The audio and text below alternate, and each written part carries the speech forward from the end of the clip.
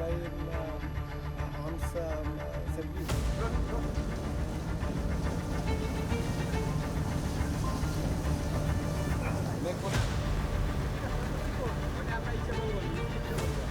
নাফ নদীতে কোস্টগার্ডের তীক্ষ্ণ নজর। সমুদ্র কিংবা নদীপথে চোরা কারবারিদের ধরতে এই নজরদারি। টহল কার্যক্রমের পরিচালনার জন্য তীক্ষ্ণ নজর।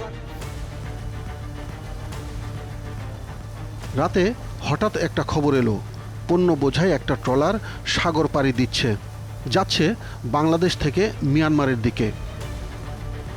অবশেষে ধরা পড়ে সেই ট্রলার। বেরিয়ে আসে নিত্য প্রয়োজনীয় পণ্য, চাল, ডাল, তেল, আলু, সিমেন্ট, এমনকি ওষুধের মতো অত্যাবশ্যকীয় পণ্য।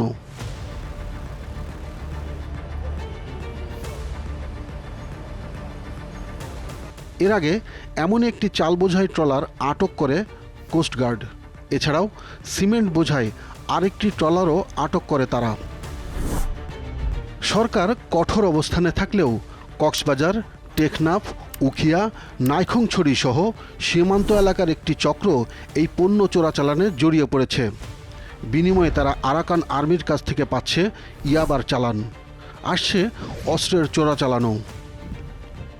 নাম পরিচয় গোপন রেখে এক পাচারকারী আমাদের জানালেন কিভাবে তারা এসব পণ্য পাচার করেন। মালামাল নিয়ে যান আরাকান আর্মির জন্য, কিভাবে করেন? মাছ ধরতে যখন যাই এখন চোর জাল নিয়ে যাই, তারপরে আরাকান আর্মিকে এগুলো দিয়ে আমরা নিয়ে আসি। কি নিয়ে আসেন? আবার আচ্ছা, এই আরাকান আর্মির সাথে চুক্তি মেনটেন করে কে? মালিক? না, সেটা জানি না। আপনারা শুধু নিয়ে যান? হ্যাঁ। বিজিবিও কঠোর নজরদারিতে রেখেছে সীমান্ত এলাকা।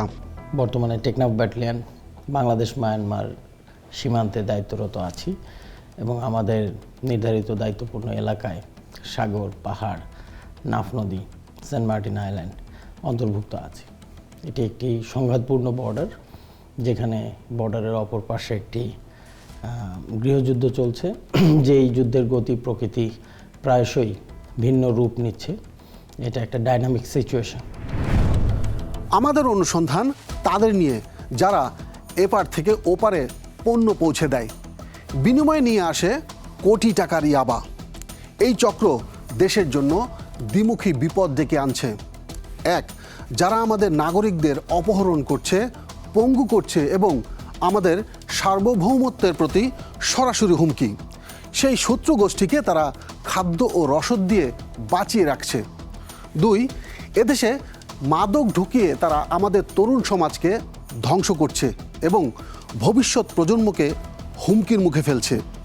চলুন শুরু করা যাক আমাদের আজকের অনুসন্ধান। মিয়ানমারের রাখাইন রাজ্য, আগে এর নাম ছিল আরাকান। হাজার বছরের ইতিহাস বলছে এই রাজ্যে রোহিঙ্গা জনগোষ্ঠী ছিল সংখ্যাগরিষ্ঠ ও একসময়ের আইন প্রণেতা।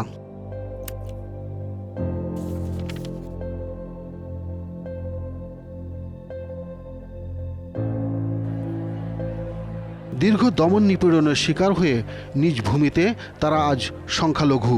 2017 সালে জান্তা সরকারের নির্যাতন সইতে না পেরে রাখাইন রাজ্য ছেড়ে বাংলাদেশে প্রবেশ করে 8 লাখ রোহিঙ্গা।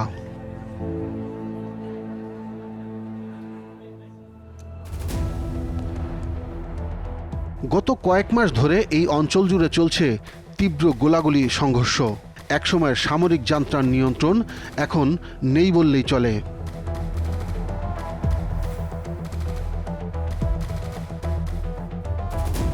রাখাইনের বৃহত্তর অঞ্চল নিজেদের কবজায় নিয়ে কার্যত শাসন চালাচ্ছে বিচ্ছিন্নতাবাদী গোষ্ঠী আরাকান আর্মি। এই গোষ্ঠীটি মিয়ানমারের আরাকান রাজ্যের ইউনাইটেড লিগ অব আরাকানের সামরিক শাখা, যা 2009 সালের 10 এপ্রিল প্রতিষ্ঠিত হয়।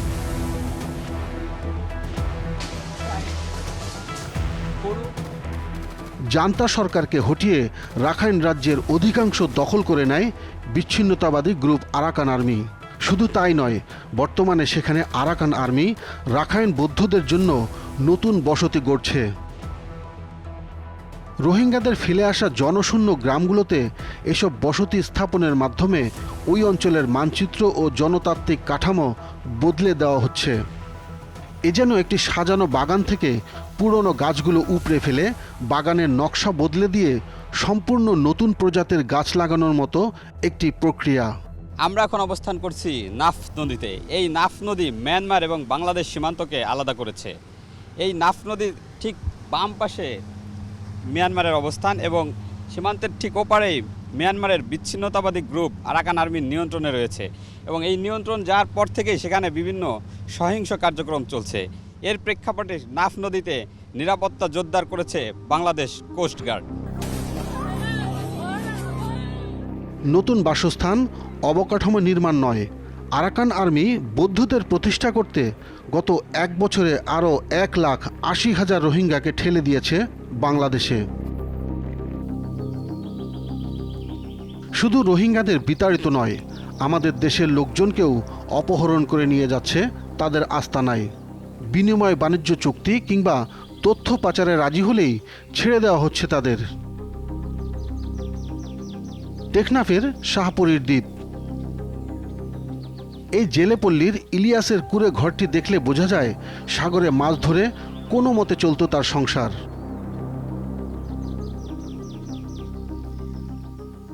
পরিশ্রমও ভাগ্যটা বদলাতে পারেনি তার, উল্টো আরও বিপদে ফেলেছে তাকে। 2 ছেলেকে সঙ্গে নিয়ে সাগরে মাছ ধরতে গিয়ে আরাকান আর্মির অপহরণের শিকার হন। মাছ মারতে গিয়ে সাগরের মাঝে কিন্তু আরাকানের আর্মি স্তরে ধরে লইয়ে গই 4 মাস মোলা আরা কুছ খবর ধনা ভাই এখন আর গরিব মানুষ এখন আর চলতে বেশি কষ্ট হয়ে যায় গিয়ে আর বেলা হাইলে আর বেলা হাইনে পারে।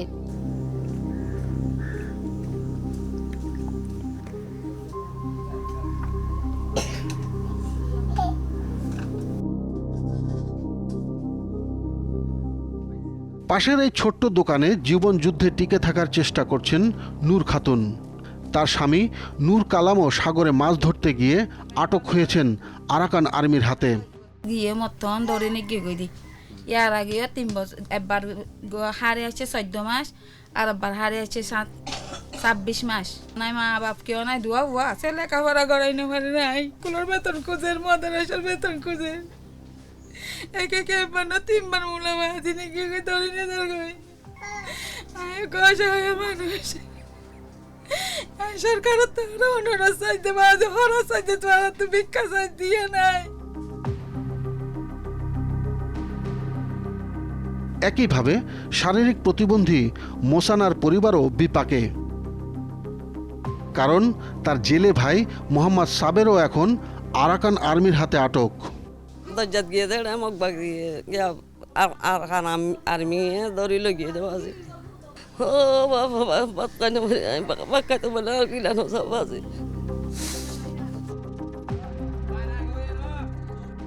অনুসন্ধানে একটি বিস্ফোরক তথ্য উঠে এসেছে। আমাদের হাতে আসা আরাকান ভাষায় লেখা একটি চুক্তিপত্র বলছে বছরে 1 লাখ টাকায় আরাকান আর্মির সঙ্গে চুক্তি করলে তারা সেই ট্রলারকে আর ধরবে না। এটি স্পষ্টতই একটি আন্তর্জাতিক সশস্ত্র গোষ্ঠীর চাঁদাবাজি ও জলদস্যুতার প্রমাণ। আমরা এখন অনাহারে জীবনযাপন করতেছি।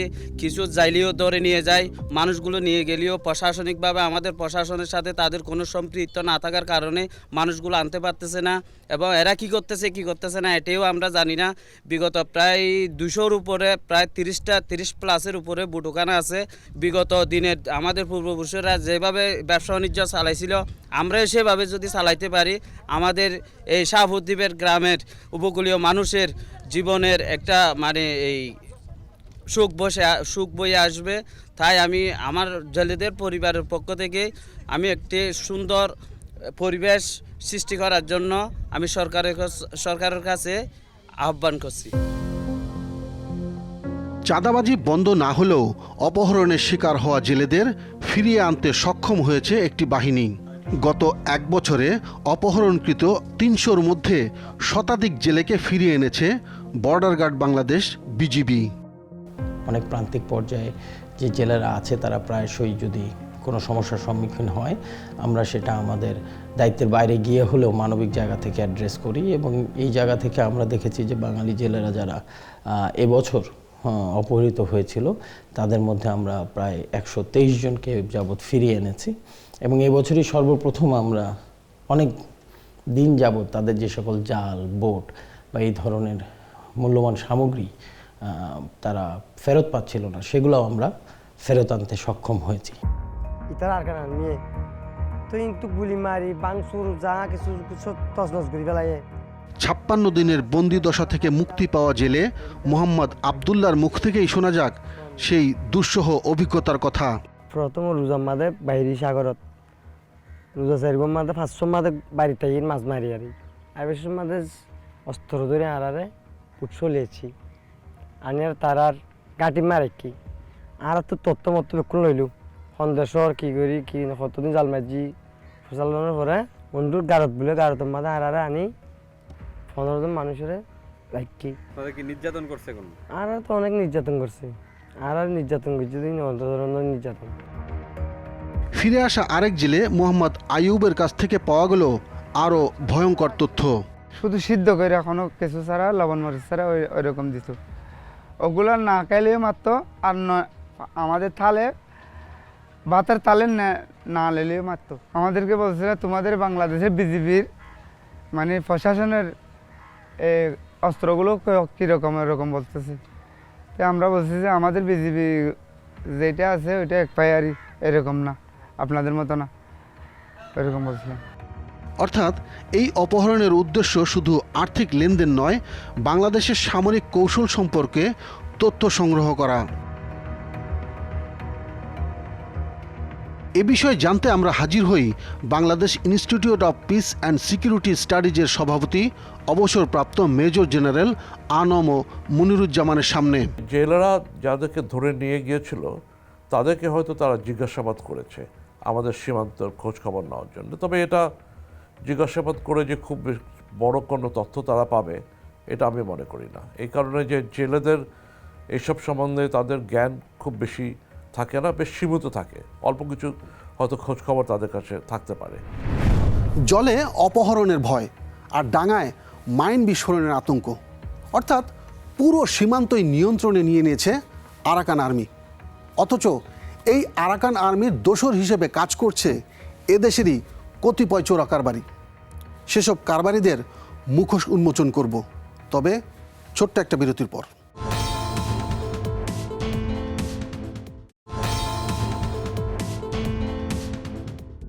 আরাকান আর্মি অস্ত্র ও গোলাবারুদের মজুদ গড়ে তুললেও তারা মারাত্মক সংকটে পড়েছে নিত্য প্রয়োজনীয় পণ্যের। চাল, ডাল, তেল, জ্বালানির রসদ যোগান দিচ্ছে আমাদের দেশের লোকজনই। যারা তার ভাইয়ের বুকে বন্দুক চালাতে দ্বিধাবোধ করে না, তাদের বাঁচাতেই রাতের অন্ধকারে কাজ করে এই ভয়ঙ্কর চক্র।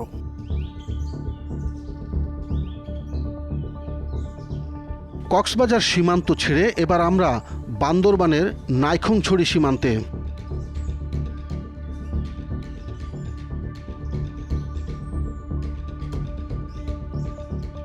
আমরা এই মুহূর্তে অবস্থান করছি নাইখংছড়ির একটি দুর্গম পাহাড়ি এলাকায়। আমার ঠিক পাশেই মিয়ানমার সীমান্ত দেখা যাচ্ছে, মিয়ানমার সীমান্ত, এবং তার পিছেই আরাকান আর্মির অবস্থান।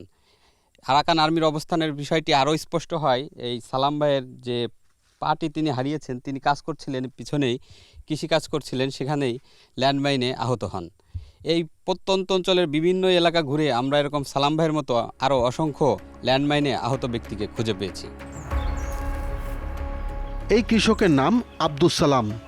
নিজ জমিতে কাজ করার সময় হঠাৎ মাইন বিস্ফোরণে তিনি তার একটি পা হারিয়েছেন। সালামের আহত হওয়ার ঘটনা প্রমাণ করে সীমান্ত জুড়ে মাইন স্থাপন করে চলেছে আরাকান আর্মি। ওই গাছের মধ্যে একটা বান্দর আইছি, ওই যে বান্দরের সিলকার নামাতে উঠলাম, এখন উঠার পরে নিচের আমি উপরে যখন উঠছি, গাছের গোড়ার মধ্যে উঠছি, তখন টাচ করে একটা শব্দ হয়েছে। শব্দ যখন হতে আসি আমি নিচে পড়ে গেছি। আমি মনে করছি মাইন মারে একটা গুলি হয়েছে, কিন্তু আমি যে আমার ফাটা চলে গেছে সেটা আমি জানতাম না।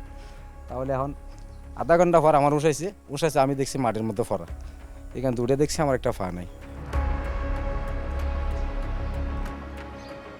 শুধু আব্দুস সালাম নন, চাকঢালা 6 নম্বর ওয়ার্ডের বৃদ্ধ নবী হোসেন বনের কাঠ সংগ্রহ করতে গিয়ে মাইন বিস্ফোরণে পা হারিয়ে পঙ্গু হয়ে গেছেন। আশারতলী এলাকার আলী হোসেন বনমোরগ ধরতে গিয়ে পা হারিয়েছেন। লেম্বুছড়ি এলাকার তরুণ রাশেদুল ইসলামও কাঠ সংগ্রহ করতে গিয়ে আরাকান আর্মির মাইনের ফাঁদে পড়েন। আমার আগে ওরা 4 জন ছিল, 4 জন থাকার পর আমি ওনারা একটু আগে আগে হাঁটতেছে, আমি হঠাৎ পা দিছি, ওইতে ল্যান্ডমাইনটা ফুটে গেছে। আমি স্যার লাহোরি লাগেছি স্যার। আমরা জীবনেও মাইন টাইন দেখিও নাই, শুনিও নাই। এর এখন যারা আর খান বাহিনী আছে 2 বছর ধরে, এরা বাসাই দিয়েছে স্যার। গন্দম হইতে লেম্বুচুরি পর্যন্ত 4 জন একই দিনে আমরা মাইন ব্লাস্ট হয়েছি। এটা ওরা সীমান্ত বোঝে না, এরা বাংলাদেশের ভিতরে আসে এই ল্যান্ডমাইনগুলো রাস্তার মধ্যে বসাই দেয়।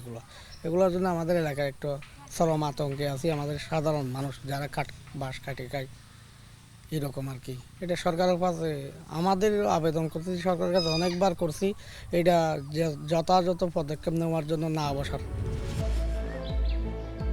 টিম 360 ডিগ্রি অর্ধশত এমন আহত ব্যক্তিকে খুঁজে পেয়েছে।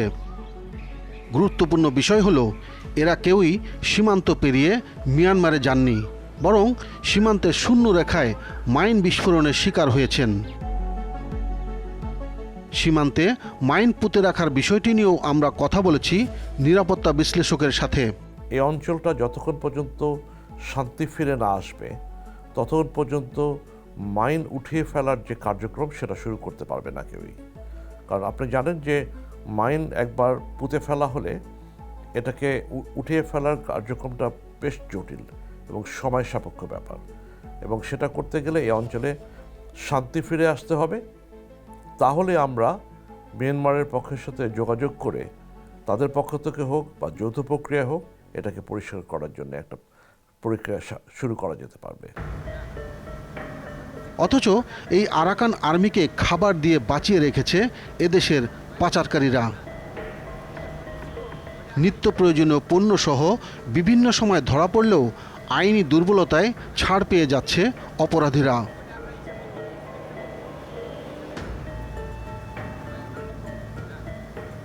যারা আমাদের দেশের মানুষকে ধরে নিয়ে যাচ্ছে, মাটিতে মাইন পুঁতে রেখে মেরে ফেলছে, এমনকি রোহিঙ্গাদের প্রত্যাবর্ষণে বাধা হয়ে দাঁড়িয়েছে, সেই গোষ্ঠীকে রসদ দিয়ে বাঁচিয়ে রাখাটা কোন ধরনের অপরাধ হতে পারে?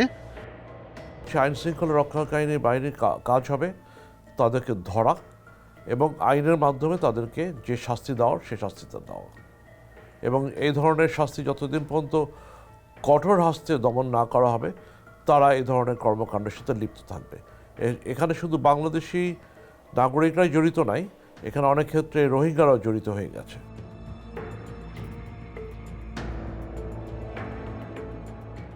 বিভিন্ন গোয়েন্দা সংস্থা, স্থানীয় পুলিশ ও স্থানীয় সোর্স থেকে পাওয়া এই পাচারকারী চক্রের একটি তালিকা আসে আমাদের হাতে। পাচারকারী চক্রের 60 জন মাস্টার মাইন্ডকে আমরা খুঁজে বের করেছি। তাদের কয়েকজনের সঙ্গে আপনাদের পরিচয় করিয়ে দিতে চাই। আরাকান আর্মিকে খাদ্য পৌঁছে দিয়ে ইয়াবা নিয়ে আসেন এনাম মেম্বার। বিভিন্ন গোয়েন্দা সংস্থার তালিকায় শীর্ষে তার নাম। পুরো নাম এনামুল হক ওরফে এনাম মেম্বার। বাবার নাম মুজাহের মিয়া। ঠিকানা কক্সবাজারের টেকনাফ সদর উপজেলার নাজিরপাড়ায়।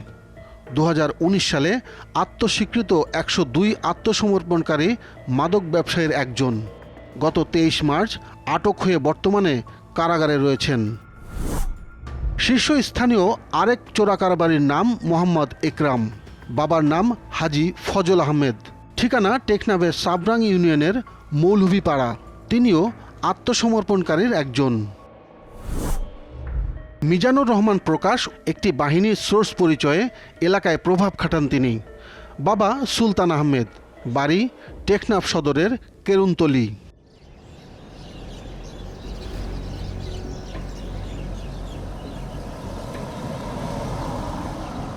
মিজানুর রহমানের খোঁজে টিম 360 ডিগ্রি।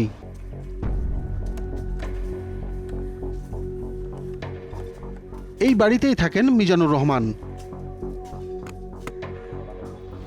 নিরাপত্তার জন্য লাগানো হয়েছে সিসি ক্যামেরা। আমাদের আসার খবর পেয়ে সটকে পড়েন মিজান। ফোন দেয়া হলেও রিসিভ করেননি তিনি।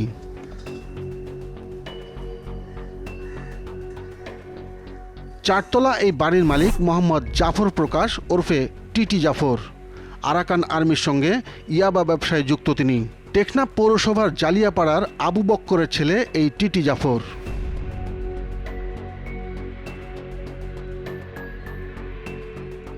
টিটি জাফরের খোঁজে টিম 360 ডিগ্রি।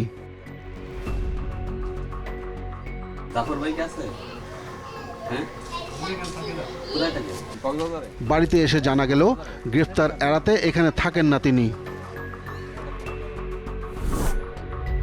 রামুর কচ্ছপিয়া ইউনিয়ন পরিষদের সাবেক চেয়ারম্যানের আড়ালে আরাকান আর্মির সঙ্গে তিনি মাদক, গরু ও স্বর্ণ চোরাচালানে যুক্ত। তার সাথে কথা হয় মোবাইল ফোনে। আপনার বিরুদ্ধে তো ইয়াবা, গরু এবং স্বর্ণ চোরাচালানের সাথে জড়িত থাকার আছে, যে এইগুলো অভিযোগ কি ঠিক কিনা? আপনি তদন্ত করেন ঠিক কিনা? আপনার সম্পৃক্ততা আসছে? সম্পৃক্ততা আসছে আমার জীবনে ভাই, আমি এগুলি তো কোনোদিন গরুর লেজক তো করিনি। আমরা উদ্বেগের সাথে লক্ষ্য করছি আমাদের বর্ডারটা আমরা যত নিচ্ছিদ্রভাবে গার্ড করছি, ততই আমরা দেখতে পাচ্ছি যে গভীর সাগরের মাধ্যমে জেলেদেরকে ব্যবহার করে মানব পাচার, নিত্য প্রয়োজনীয় দ্রব্য সামগ্রী পাচার বা মাদক বিনিময়ে মাদক পাচারের একটা বিনিময় প্রথার প্রচলন শুরু হয়েছে। আমরা দেখেছি নিত্য প্রয়োজনীয় দ্রব্য সামগ্রী সরবরাহের বিপরীতে সীমান্তের উপাস থেকে মাদক আসার মতো ঘটনা আমরা পেয়েছি। বিজিবির দাবি, চোরাকারবারিরা স্থলপথের কড়া নজরদারি এড়িয়ে তারা এখন গভীর সমুদ্রের দুর্গম জলরাশিকে তাদের নিরাপদ করিডোর হিসেবে বেছে নিয়েছে। আমরা হয়তো সমুদ্রের উপরিভাগের কয়েকটি ঢেউকে রুখতে পারছি, কিন্তু গভীরে বয়ে চলা প্রলয়ঙ্কারী জলোচ্ছ্বাস তথা আরাকান আর্মির ধ্বংসাত্মক তৎপরতা আমাদের জাতীয় নিরাপত্তাকে ক্রমাগত হুমকির মুখে ফেলে দিচ্ছে। ফিরছি ছোট্ট আরেকটি বিরতির পর।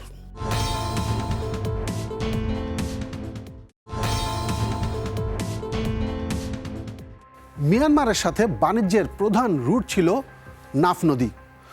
গড়ে উঠেছিল টেকনাফ স্থলবন্দর। এখনও বন্দরের দৃশ্যটা বদলে গেছে, কারণ পণ্যবাহী জাহাজ ঢুকলেই আটকে দিচ্ছে আরাকান আর্মি। অর্থাৎ নাফ নদী একসময় কোটি কোটি টাকার বাণিজ্যের প্রাণকেন্দ্র থাকলেও আজ তা আরাকান আর্মির হাতে জিম্মি হয়ে পড়েছে।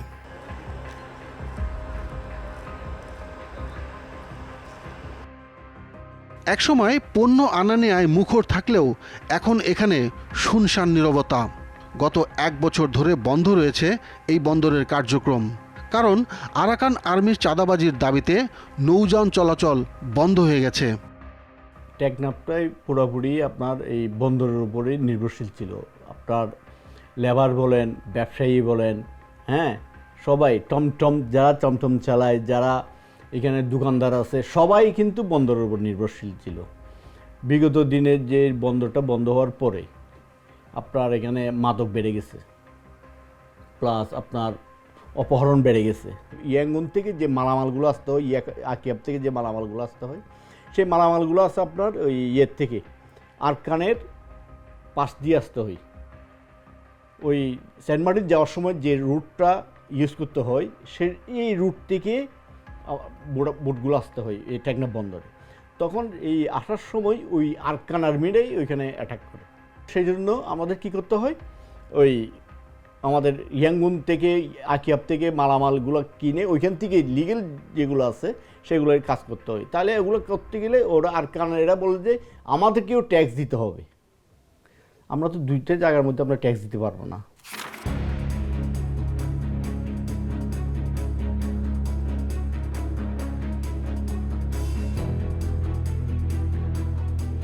আরাকান আর্মির উদ্দেশ্য বুঝতে আমরা সন্ধান শুরু করি তাদেরই একজন উপদেষ্টার। 2015 সালের 26 আগস্ট রাঙামাটির রাজস্থলী থেকে 13টি ঘোড়া আটক করে বিজিবি। ঘোড়া আটকের কারণে মোদক বিউপিতে সশস্ত্র সন্ত্রাসীরা বিজিবি ক্যাম্পে হামলা চালায়। এতে বিজিবির 2 সদস্য গুলিবিদ্ধ হন। মূলত এই ঘটনার সূত্র ধরে রেঙ্গিংসোকে গ্রেপ্তার করা হয়। রেঙ্গিংসোর বাবার বাড়ি বরিশালের রাখাইন পরিবারে, আর নানার বাড়ি মিয়ানমারের রেঙ্গুনে। ছোটবেলা থেকে তার পড়াশোনার পর্ব কেটেছে রেঙ্গুনেই। সেখানে রেঙ্গুইন মেডিকেল কলেজ থেকে ডাক্তারি পড়েন। শিক্ষা জীবনে ছাত্র রাজনীতিতে জড়িয়ে গ্রেফতার হয়েছেন একাধিকবার। পরে যুক্ত হন আরাকান আর্মির রাজনৈতিক wing United league of Arakan UL এর সঙ্গে। কাজ করেন আরাকান আর্মির উপদেষ্টা হিসেবে। এবার রেঙ্গিংসোর মুখোমুখি হতে চাই আমরা। তার সঙ্গে দেখা করতে আমাদের যেতে হবে রাঙ্গামাটির রাজস্থলীর দুর্গম অঞ্চলে। বাংলাদেশি আসছে বলে আমরা এখানে ভোগ করতে পারি। রেঙ্গিংসোর মুখোমুখি আমরা। তার কাছে জানতে চাই আরাকান আর্মির লক্ষ্য উদ্দেশ্য নিয়ে। আরাকান আমি ULA এখন বলে আপনি আরাকা পিপল রিভলিউশন গভর্নমেন্ট। ওরা তো মাঝে মাঝে স্টেটমেন্টে দেখছে ওরা চাই এটা কনফেডারেট লাইক ইউরোপিয়ান ইউনিয়ন। তখন দেখতেছে এখন যে পলিটিক্যাল সলিউশন যদি হয় আমরা তো কথা বলতে হবে। কথা বলা ছাড়া তো পলিটিকে তো আপনি শেষ হবে না। তারপর আমরা বিভিন্ন যে আপনার রিলিজন রিলিজন নিয়ে তো অনেক বিভিন্ন কথা বলে। তাহলে আমরা দেখতে হবে ওরা দেশের ভিতরে কি কি আছে, কি কি করতেছে আমরা দেখতে হবে। তো শেষ পর্যন্ত দেখতে হবে। আমরা এখন তো বলতে পারবো না কি ওরা কি চাইতেছে, কি করতেছে। লাস্ট টাইমে না, তো এটা তো সলিউশনতে যেতে হবে। উইদাউট সলিউশন কখনো শেষ করতে পারবো না। সেজন্য এটা সলিউশন যদি চাই আমরা each other respect it's very important. Each other respect দিতে হবে, আপনাকে কথা বলার মতো চান্স দিতে হবে। আমরা তাকে প্রশ্ন করি আরাকান আর্মির ইয়াবা ব্যবসা নিয়েও। এটা বেশিরভাগ দেখছি বঙ্গোপসাগর থেকেই ধরছে। এখন তো মিয়ানমার সাথে আরাকান সাথে তো টোটালি বিচ্ছিন্ন বন্ধ আছে, কোনো ক্রস করতে পারে না। আমরা দেখতেছি যে বিজিবি কসকাতে অ্যারেস্ট করছে, সাগর থেকে অ্যারেস্ট করে দেখছি। আসলে আমরা যে সাগর তো আরাকান আর্মি নিয়ন্ত্রণ করতে পারছে না। কেন? ওর আরাকান আর্মিতে নিয়ন্ত্রণ করে ছোটো ছোটো বোট আছে, ঠিক আছে, ওখানে জাহাজ আছে। জাহাজ দিয়ে যখন আমরা বঙ্গোপসাগর যদি বন্ধ করতে পারে তাহলে হবে। তো মিয়ানমার সরকার তো আপনি সবসময় চাবো তো পার্শ্ববর্তী, ওরা তো নিজেও ভালো না, পার্শ্ববর্তী মানুষ পার্শ্ববর্তী দেশ তো ভালো থাকতে দেয় না। আপনি আর্মি দায়িত্ব নিছে, খারাপ ভালো ও উপরে চাপে ধরবো। এখন তো আরাকান আর্মি ULA শাসন করছে। যদি ভালো হলে ওর ভালো বলে, যদি খারাপ হলে ওরা উপরে তো চাপ তো আসবো, ও করক না করক। তো এখন তো আমরা বুঝতে হবে এটা যুদ্ধ টাইমে ওই আছে আমরা বাংলাদেশের মতো ওরা টেকনোলজি আছে কি না। হ্যাঁ, টেকনোলজি বিভিন্ন জিনিস লাগবে তো ওইটা মাদক বন্ধ করার জন্য। এটা আছে কি না, এটা আমরা ইন্টারন্যাশনালি অথবা আমরা নিচে ওরাকে কিছু প্রোভাইড করা যায় কি না। কেন?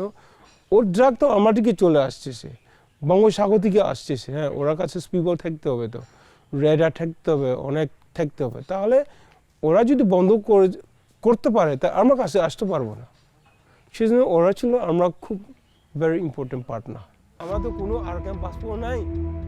একসময় আরাকান আর্মির সঙ্গে কাজ করলেও বর্তমানে তাদের সঙ্গে যোগাযোগ নেই বলে জানালেন রেঙ্গিংসো।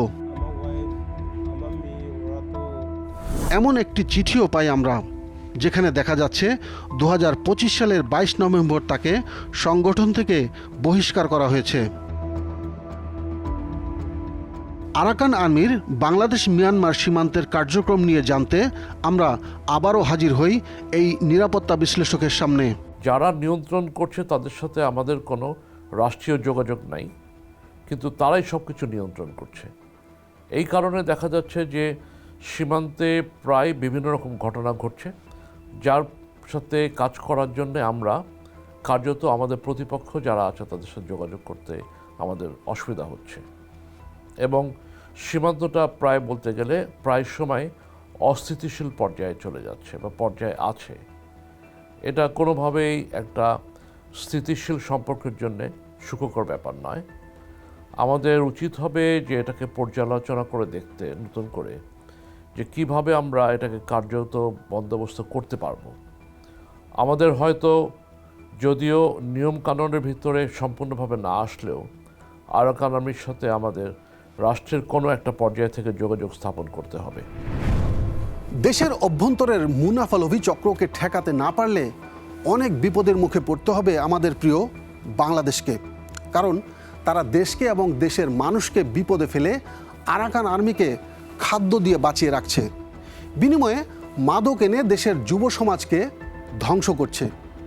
এই দুমুখী ধ্বংসাত্মক ষড়যন্ত্র রুখতে সীমান্তরক্ষী বাহিনীকে আরও কঠোর নজরদারি বাড়ানোর পাশাপাশি চোরাচালান চক্রটিকে মূলোৎপাটন করতে হবে।